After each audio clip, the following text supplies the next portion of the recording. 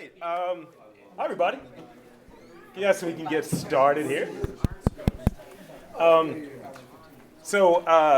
Today I feel like I'm returning to the scene of the crime, and the crime is conversation. See what I did there? My name is Rob Lee. I'm the host of a podcast called The Truth in This Art. It's a podcast connecting arts, culture, and community. You'll see my little head up there in the corner.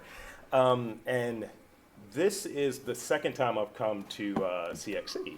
And last year I did a whole different sort of intro because I'm from Baltimore, and I know there's a football rivalry somewhere that goes around. No, we're not in Cleveland or Cincinnati, but states. And so I shared a little bit about Baltimore, and I shared a little bit about the importance of conversation. So what we're doing here today is having a conversation, a spotlight, and my co-conspirator here is Lonnie Millsap. Hi, everybody. Thanks, Rob. Yeah, absolutely. So, Lonnie Millsap, this gentleman here, this lovely gentleman here, New Yorker cartoonist, works that work with the magazine, multiple. Like, I'm seeing anywhere from like 70 to 90 and counting. Yeah. What's the actual number? It's closer to 100. Like I said, it just sort of it's a fluid number, and I feel lucky every time. Every time you get it, you sell one, or every time one appears in the magazine, it feels like the first time. Award-winning, award-nominated, and just out here. Really a privilege to have you here for this, Thank this you conversation. so much. I appreciate it. And in full disclosure, we met last week. We did at SPX. Yeah. I was like, hey, I know you. I'm Yeah. interviewing you soon. Yeah. This is what I look like. Yeah, it's a big relief. We're not over yet. We're not done yet. No, I don't know. I have nothing in my past. So one of the things I like to start off in these conversations and sort of this spotlight, I tend to treat it like the interviews that I do in my podcast, and that podcast is almost 900 episodes in 6 years. Wow. Okay. And I'm actually interviewed several artists here, so it's almost like a homecoming. I'm adding you to the alumni list. That's going to be really cool. Thank you so much. I appreciate it. So I want to start off with sort of, I gave like the really general introduction of who you are, but Right. Is there anything that you want to add and include in that as far as the introduction that I may have left up? Well, I have a comic strip called Bacon. It's actually a umlaut over the O, so it's really bacon, but doesn't mean anything. But I've been doing that strip since 2016 for Andrews McMill's Go Comics 3 times a week since 2016. Oh, wow. I've put out 13 books of single-panel cartoons. I would say they're kind of Far-Side-ish, but a little bit different. And I just love to draw. And the New Yorker thing started in 2018. I did not have to suffer like maybe some other New Yorker cartoonists did, because they knew my work from Bacon. And they gave me a couple of notes, and I was able to sell one within the first few weeks of submitting. So I feel very blessed, and that's what I do. Thank you. So diving into it a little bit as far as this first question, you're touching on it, but I think there's always sort of the pre-story, right? Right. So you said you always you like to draw, right? I like to draw. How did you start? When did you realize that drawing was an interest for you in sort of those stages? Well, there were kind of 2 separate times. I had a teacher between high school and college. His name was Gary Panter. Just at Otis Art Institute for a summer class. My mother had me take the class because she didn't want me sort of running around, And I didn't want to take the class, but Yeah. she had me do it, and it was the thing where I realized that's what I wanted to do. But there was nowhere for me to go with it. So after college or anything, there weren't computers. I didn't know I couldn't get it published, Yeah. none of that. So I just drew in sketchbooks for like 30 years, Yeah. And then the time came around. I had like a mid-level management job in 2020. Oh, it's okay.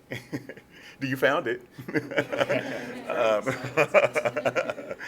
It was the year, what year was this? 2006. I decided that I needed to do something about the mid-level management thing because I didn't think I thought I was going to do that for the rest of my life. Sure. And I had all these drawings and so, randomly I said, well, I kept telling my friends that 2009 was going to be my year, but I didn't really have a plan. And so I pulled together all the sketches that I'd done and, turned them into a book. I just sort of looked at other books as guidance for, how to do ISBNs and, the random business stuff and published that book. It was done on December 27th of 2009. Wow. So I did it. I had 1,000 books with no internet then, not really, I get 30 views a week or a month or something. The books were piled to the ceiling. And luckily, I was still in touch with Gary Panter. Yeah. I sent him a copy of my book. He put me in an exhibition at the American Visionary Art Museum along with outside artists. Baltimore, yeah. Yeah, and after that, I put out a book a year because it was so much fun. That's but that's how that was the real start. That was the real professional start, was 2010 from that. Wow. So. And I relate to that. And I think a lot of folks relate where you're you're doing something that's not really your passion. Right. You have that job, and I arrived at that in starting this, starting podcasting and being in this sort of position. I was 24, and I was just like, I don't want to be in this data job. Right. Verizon, they're not here, for eternity or what have you, for the next 40 years or so. And I just remember going across the street to Best Buy, not knowing anything about podcasting equipment. This is 2009. And it's like, what microphones do I need? What are microphones? And spending $500 and figuring it out. Yeah. And I've been doing it for nearly 2 decades now. Yeah. I mean, it's just, you get to a place where you know that you have to do what's right for you, and I took longer than you did to get there because I think I was 49, when, that midlife crisis thing, I guess, Yeah. But, sort of doing this is I've kind of reached peace, Yeah. I'm like, okay, well, I've left something, I make people laugh sometimes, and it's so much better than before, You mentioned Gary Panter, and he pops up a few times in Austin Kleon's work. He's referenced a few times in Still Like an Artist and Think Like an Artist. Yeah. And one of those observations that is mentioned is sort of that he calls it like a phantom limb pain, when you get rid of a thing that you do creatively, Right. and eventually you have to come back to it. Right. Yeah. It was always there. It was always in the background, between the age of 20 and 49, it was always there. So I was always sketching. There would be sketches, little breaks sometimes, like a little bit of burnout just from sketching, but it was always something, I always knew that I wanted to be in my mind, I wanted to be in newspapers because that's what was there when I was coming up. Yeah. Go Comics is the closest thing to that for me now. But to be able to get in print, it was always the goal. And putting out the books was sort of the reverse way to get there, because it was, it was a way to, I'd never been to a convention ever until,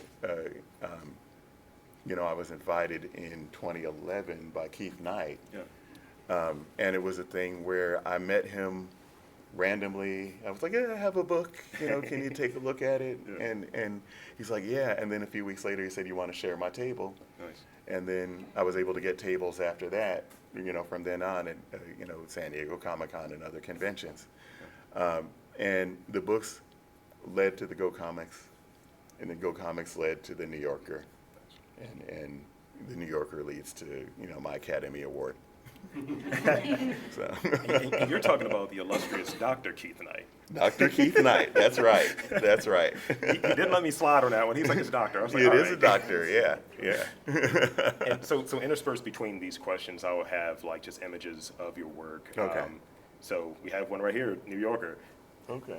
and I must say, like, you know, I actually, you know, we met last week, so I Right. have one of your latest books, and on the flight over, I went through and I was just giggling, Oh, trolling, really? guffawing, Okay. and it was hour flight, so you just hear like 6'4" black guy just giggling the entire flight. It's a wild combination.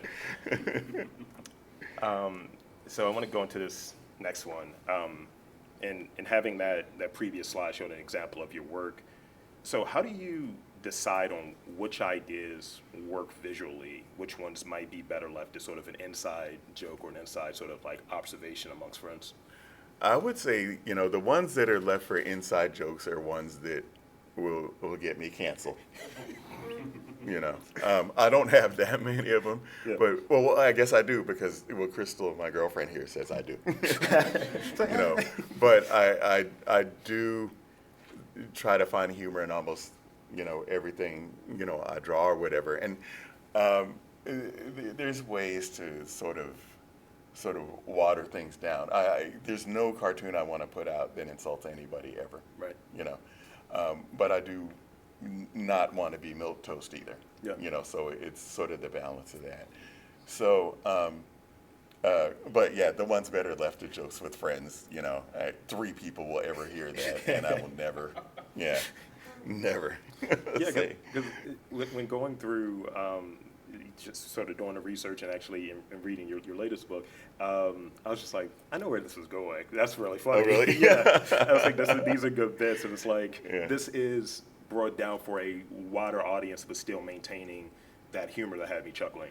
Well, this is the thing, you know, I would always say, you know, and you know, my mother passed away in 2021, but I would always say that every cartoon that I do would be something that she could look at and be proud of.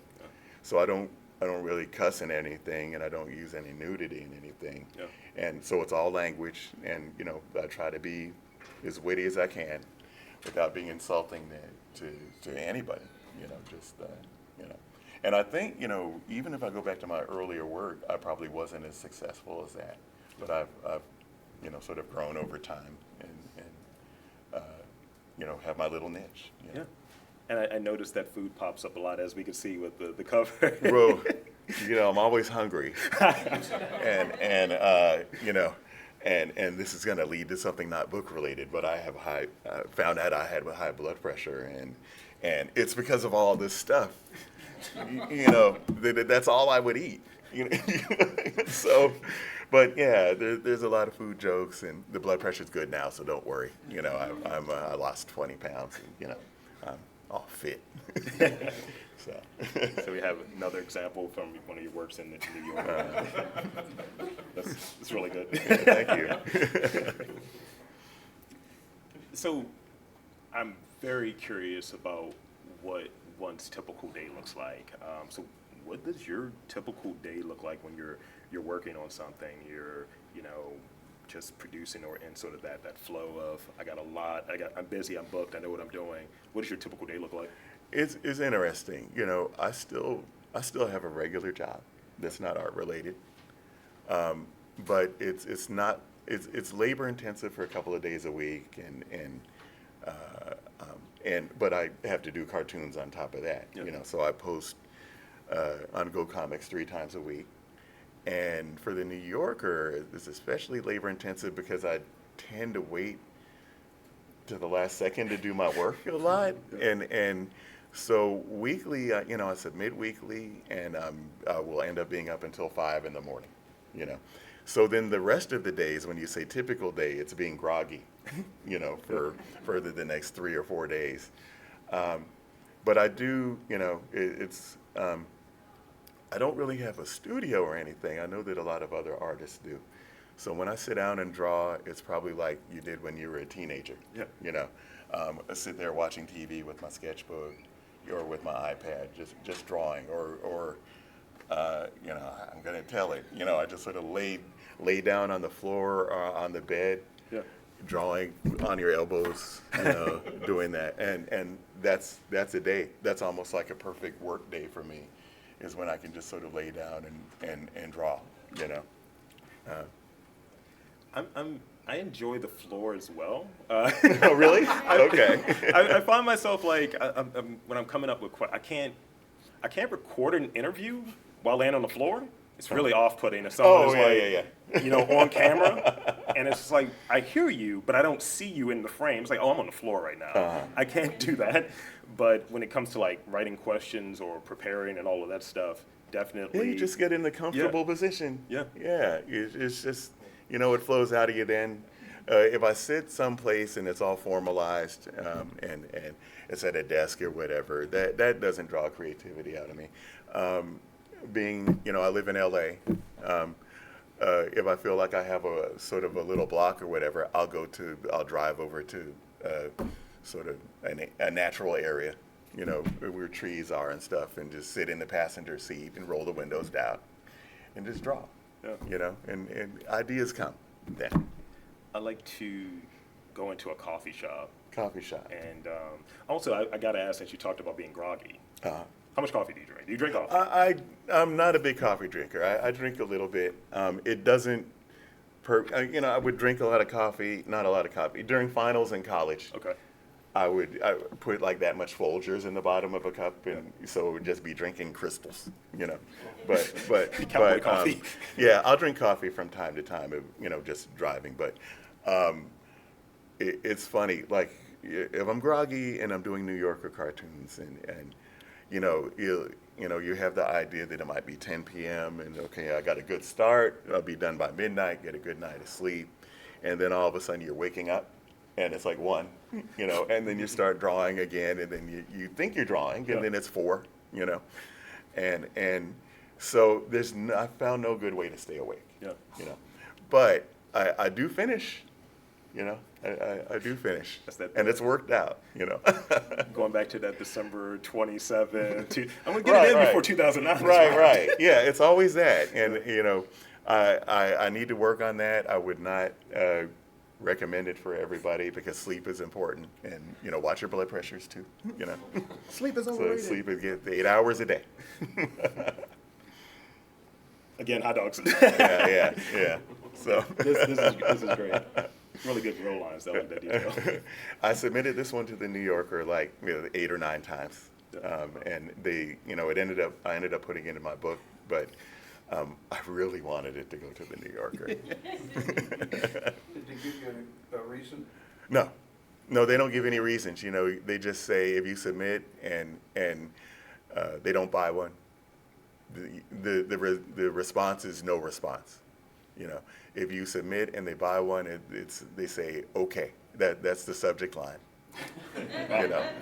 And that's it. She knows. A little peek into the process. So, going into it, we have it here. If my pockets are. Here's a copy of my latest book.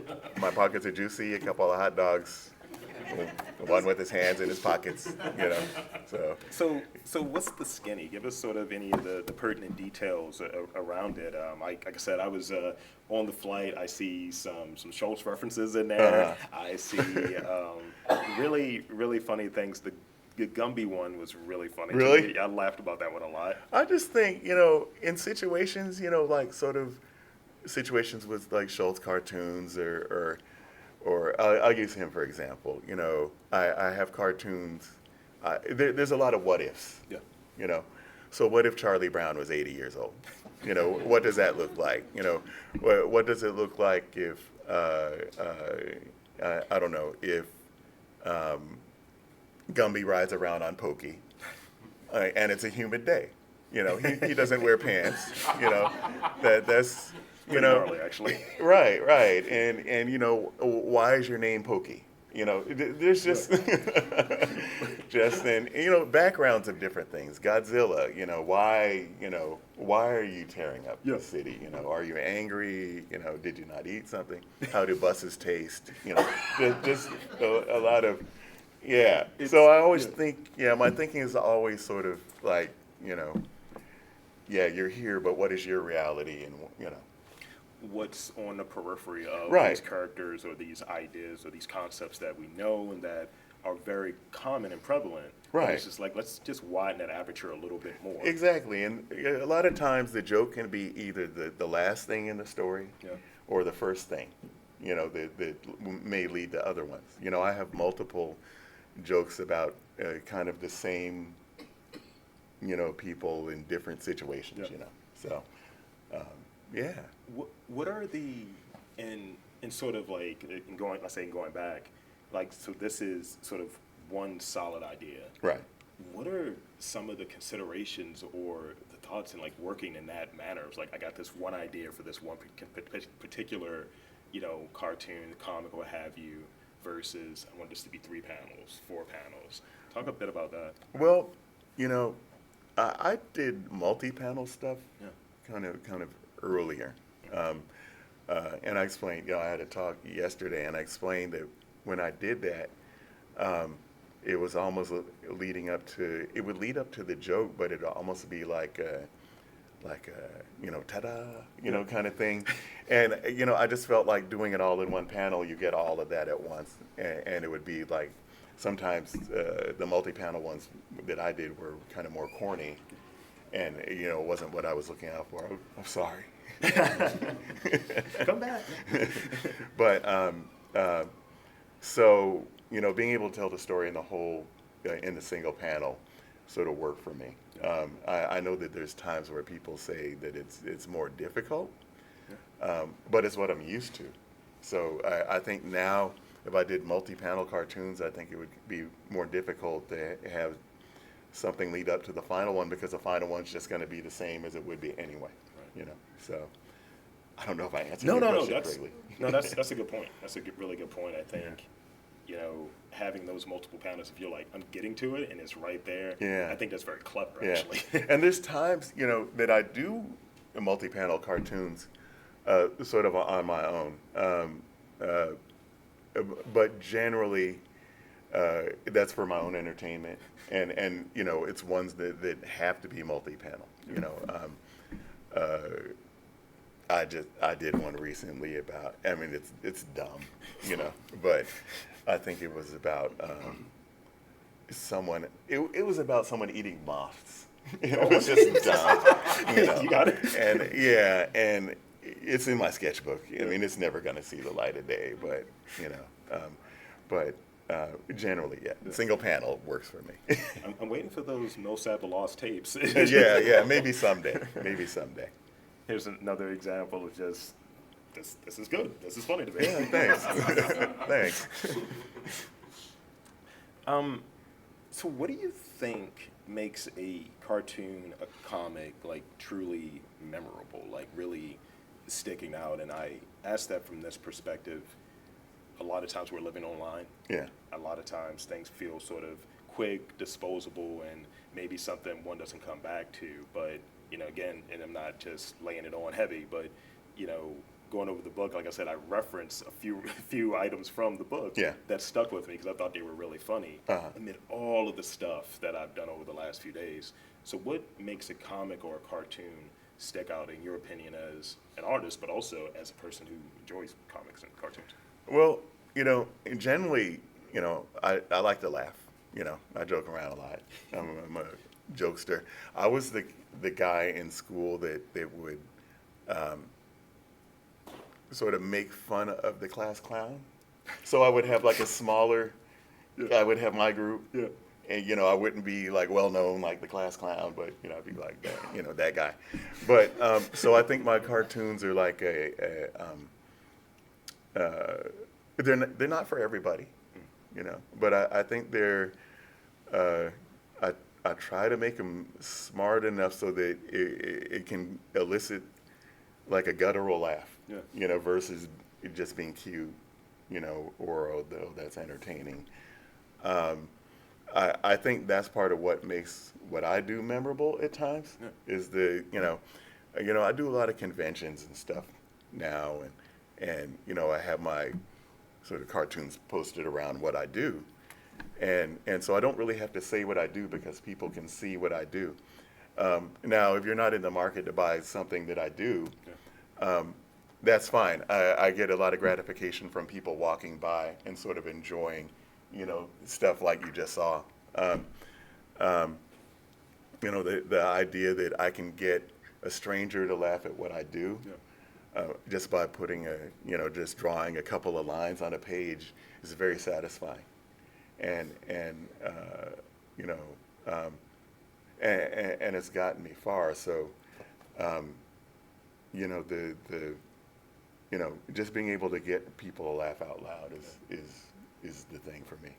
And I think laughter in eliciting that response, you can have like a fake laugh. We all have seen Guardians of the Galaxy, but sort of getting like a real laugh out of someone, that's an emotional response. Well, and I get a lot of reluctant laughter, So there's reluctant laughter's good. Yeah, there's people that don't want to laugh, and so they'll go like, when they're walking by, but they don't want to laugh. It'll be like teenagers and stuff, they'll be, they're like, that's my, I'm getting this book for my dad, but they're laughing at the book as they're looking at it. I'm going to buy it because for my dad.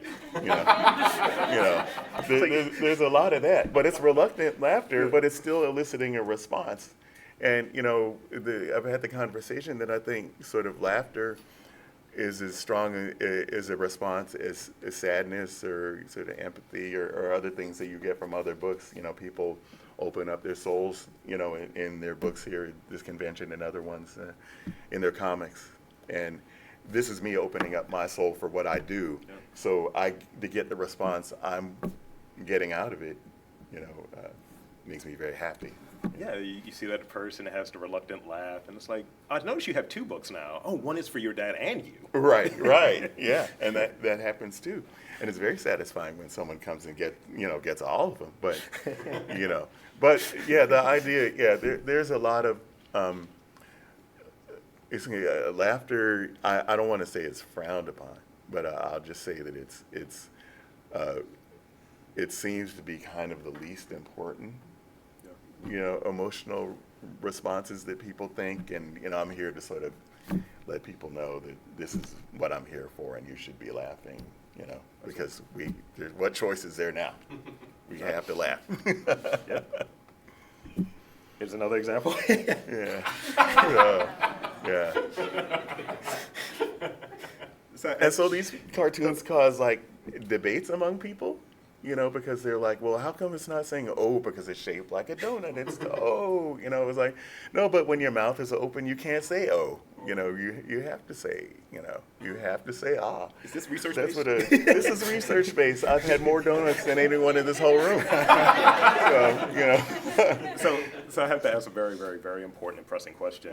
What are the flavors of these 2 donuts? I'm curious. There's this place on Colorado Boulevard in L.A. This is a specific reference. No, I'm just kidding.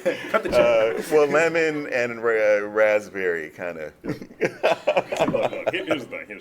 I was hoping my donut friend here with the sort of yellow frosting is a blueberry cake. That is my favorite donut. Well, the cake part, yes. Nice. That sounds, and I wish I would have thought to bring donuts for everybody, so I apologize. So, in thinking about sort of the places that your work shows up that reaches a large audience, both online and through publications and such, how much does sort of audience influence your work, whether it be someone DMing you, that was really funny, that was good, or getting those reluctant or really embracing like laughs, sort of, is there any influence that's there? I know a lot of artists talk about, I don't consider the audience in any way, shape, or form. Well, this is, I do the cartoons really for me. Sure. And what makes me laugh. I appreciate it when the audience gets it. So my audience now is it's larger than it was. I can't do it for the audience, or I'll be catering to so many different people, and it'll water it down. But I do appreciate feedback. It's nice to hear that someone appreciates the work. I've been going sort of the same direction the whole time I've been doing this stuff. So either in my books or the New Yorker stuff, I will consider like the New Yorker my audience. You know, like the people buying the cartoon. I don't want to cater to them and try to make something that I think the New Yorker would want. I want to do what I want and hope that they appreciate too. Absolutely. And so since they do and other people appreciate it, influences me to sort of just keep doing what I do, you know. That's kind of the feedback. You know, if the New York Post my cartoon on Instagram or whatever, I will look at the comments, you know, just out of curiosity, and they're fine. Yeah. Yeah, they're you know, most of them will just post a heart or something, you know. That's you know, Flame emoji. yeah, or some of the comments will be funnier than mine, you know, than my cartoon, and that's fine too. But yeah, just sort of having an audience influences. It keeps me wanting to do more. Yeah. Yeah. It means that's like sort of you're hitting the people. Folks are Yeah. engaged, and the folks that are supposed to reach or it could reach, it is reaching. Right. Yeah. But even if it went into a void, I'd probably still do it. I mean, I was doing it all those years, you know, and it was stuff that I just thought was funny in my sketchbook. And, you know, over years, some of them are like, what was I thinking about? You know, but the other ones, you know, they've held up well and they made it into the books. Yeah, having the audience is nice, you know, but I don't know if they influence it directly as far as the content. Yeah, and I think when you're doing something for yourself, and we're in this, what I've been calling an attention economy, we're fighting for folks' attention. Yeah. In the different places we put out work, it's like, at a minimum, you got to do it for yourself, that at least you're enjoying it. Right. Then if some folks see it and they enjoy it and they share it, that's a plus, but really at the end of the day, it's for you. It's such a compliment to have, like I said, someone just walk by and smile, you know, a smirk. Yeah. That's a compliment, you know. Someone buying it is even more of a compliment. Or someone stopping to say hi, and you know, I'm not buying it, but I like it. It's all gravy, you know.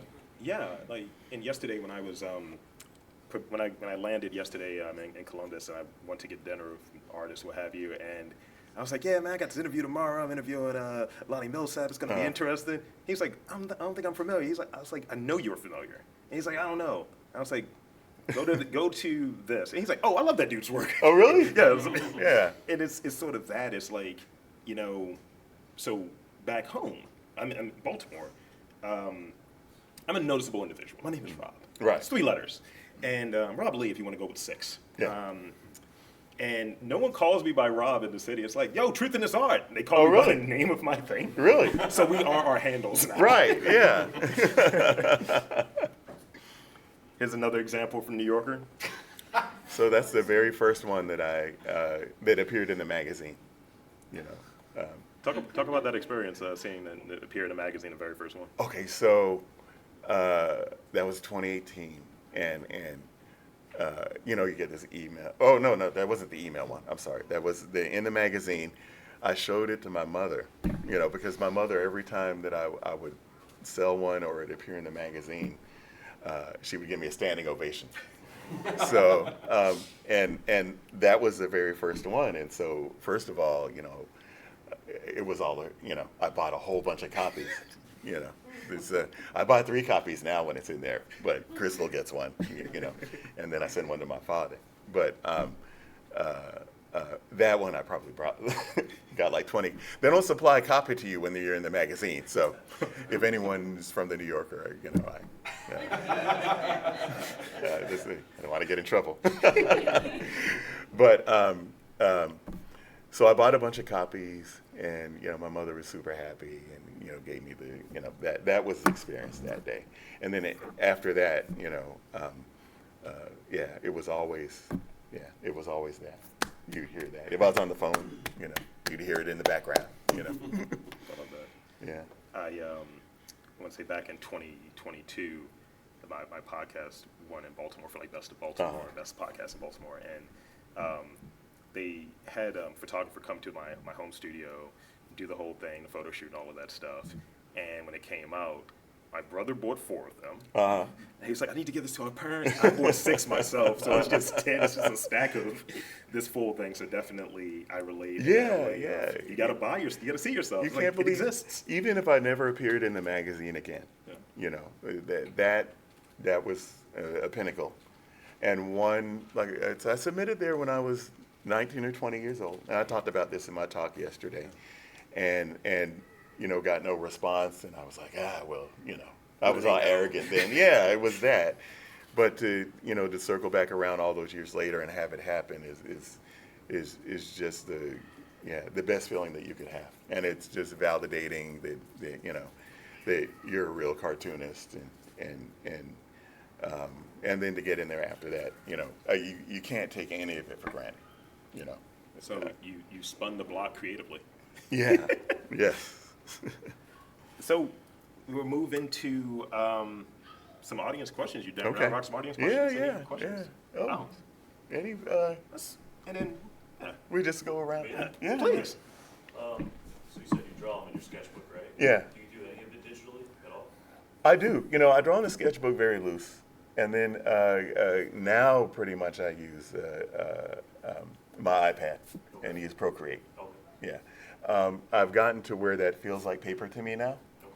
Okay. And so there was sort of a little period in between, you know, paper and that where it didn't look right for a little while. Yeah. One of my books kind of reflects that. I won't say which one, you know, but yeah. And then, you know, I do originals and stuff on paper, you know, but I use my medium of choice is you know, felt pen, a thin felt pen, and charcoal. Okay. Yeah. Either. Sydney, why don't you go? Okay. I know that I love all your cartoons with dogs in it. I think you're like really great at dog humor. I wonder if you have considered cats. I don't draw cats as well. But yes, I have. I'll consider anything. Yeah. I've had a couple of cat ones in the New Yorker. Okay. Yeah. But I guess I'm just used to drawing dogs a little more. Yeah. I don't own a dog or a cat. I know. I found that Yeah. out. I was so shocked. Yeah. His art is veterinarian approved. Both my parents put it in their offices. Next. So you said that you buy the copy of the New Yorker whenever you're published in there. Do you Yeah. still have like a copy of every single one you've been published? I do. Yes. Nice. Yeah. Even, you know, so a lot of times now there'll be the caption contest cartoon, and that's because they don't like my caption, you know. And so, but then that puts it in there 3 weeks. You know, it gets the, you know, caption contest, the voting, and then the final. You know, and then so there's been a couple of times where I've been in there for a real cartoon, and then the caption. Well, caption is real, you know, but you know what I mean. I would prefer them to use my caption, but. So do you have to submit, sorry, follow up, do you have to submit as a caption contest specifically, or do they just say, hey, we like this, but we think your caption is terrible, so we're gonna use it? No, not specifically. No, it just goes in with the regular batch of cartoons, and they say, hey, you know, we like this one, but we'd like to use it for the caption cartoon. And yeah, and that's fine. I'm just glad to be part of it. You know, it's almost unbelievable to me. So. Yeah, please. Do you deliberately avoid political cartoons, or have you ever thought about, as a sideline, of getting into being an editorial of political cartoons? Because I know you must have opinions about what's happening. I now. do. I have a lot of opinions. I have thought about that, but I've thought about something sort of more personal about doing a graphic novel, you know, and it's going to be in my style. It'll be humorous, but it'll be about the many times I've been pulled over by the police, you know, and I've been pulled over probably. I don't know, I'm a California driver, and I don't have a lot of tickets. I've been pulled over way over 30 times. You know. Show them a copy of the New Yorker. Yeah, no, that's, I don't think it'll help, So I plan on doing that at some point. As far as doing anything political, there's people that are really good at that I admire. People like Keith Knight, and they're so good at that I don't know if my take on it is going to be significantly different than what they do. So there's people out there that speak for me. I want to get two in the back, Craig. Okay. So my, I'm kind of especially talking about the sketchbook and digital and all these different like artifacts. Yeah. And knowing how there's this pitch process, it's kind of a two-part question. I'm kind of wondering how you can kind of sort and organize your ideas in terms of how often like you like have a folder like already pitched, might pitch again, already pitched, didn't work out. Like how do you organize like your work, archive your work? Is there like a system, or you just kind of got like what you got? I am so disorganized. She was looking at me while you were saying that. Because it was like when I submit to the New Yorker, like I said, it goes way into the night. You got to submit by noon on Tuesday, and I'm submitting 9 a.m. Eastern, because I'm up all night, If I were organized, I'd be doing it all during the week. And sort of, as far as putting things into my books, a lot of them are New Yorker cartoons that did not make it. And since the sense of humor is kind of the same, and that I'm not skewing it one way or another, it fits in the books or as a New Yorker cartoon. The drawing style just changes, a little bit, I've heard that there are people, artists who will just give it a year and resubmit the same cartoon. Just to see I will resubmit next week. There's cartoons that I feel strongly about. The subject matter might not be, topical or political or anything, but sometimes I think the jokes are really good. And I will submit it again, unchanged. I will submit it and change it up sometimes a little bit, not the drawing, but the caption. And I'm successful at that because when you submit, it's not that they don't accept all the time because it's not they don't like your work. It might just be because someone submitted something similar that week. It might not be the right day for that. And so you never know. There's times where I've resubmitted all 5 that I send. I send in 5 a week, and they will choose one.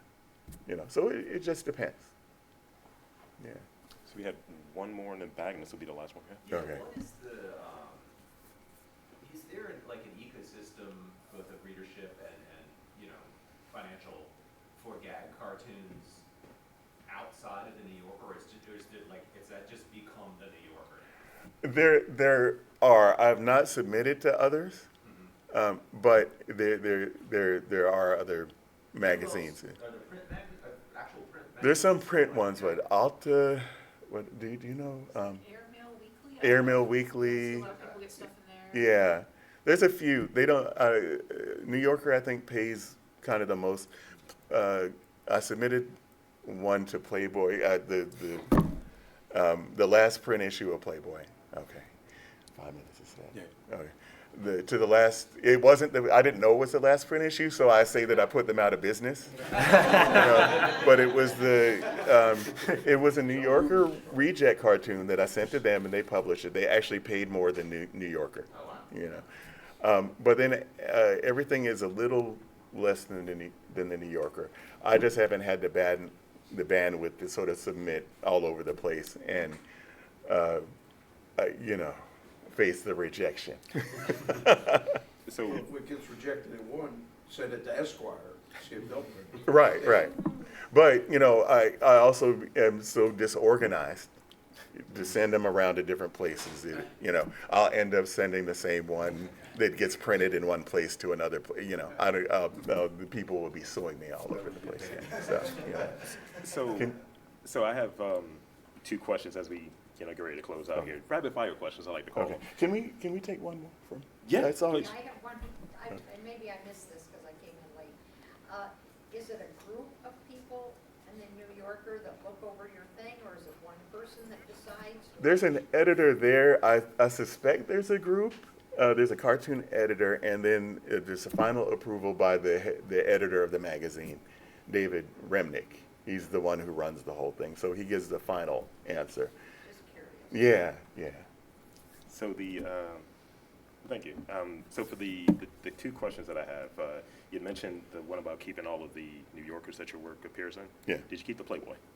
Yes. Yes. No one asked that. I was wondering. I was like, Yeah. I have three copies. So she took my promo photo for it, and so she got a photo credit in the magazine. So my girlfriend's been in Playboy. This is great. And the last one, I like to close out all of my interviews with something that is that folks can carry with them. So for folks who are in sort of the humorous space and sort of the cartoonist space, what is your one solid piece of advice you would share for someone who's doing it, aspiring, and kind of keep it rolling? What would you share? I would just keep drawing, try to get your stuff out there. Don't treat it like it's too precious. You know, there's a lot of people that like hold on to their stuff and won't show people because they think they're gonna steal it or whatever. No one's out to steal anything. And just try to, get it in front of your friends and get it out there more. Just try to make sure people see it. Yeah. Because that's what you really want at the end, is to make people laugh if you're doing what I do. And it doesn't help to just have it to yourself. So. Thank you. That's really tight. Yeah, So everyone give up. Yeah. So come to table 39. This is my table. I'm selling these. I would love to see you. Thank you all for coming. Thank you. being a Thank you, part. Rob.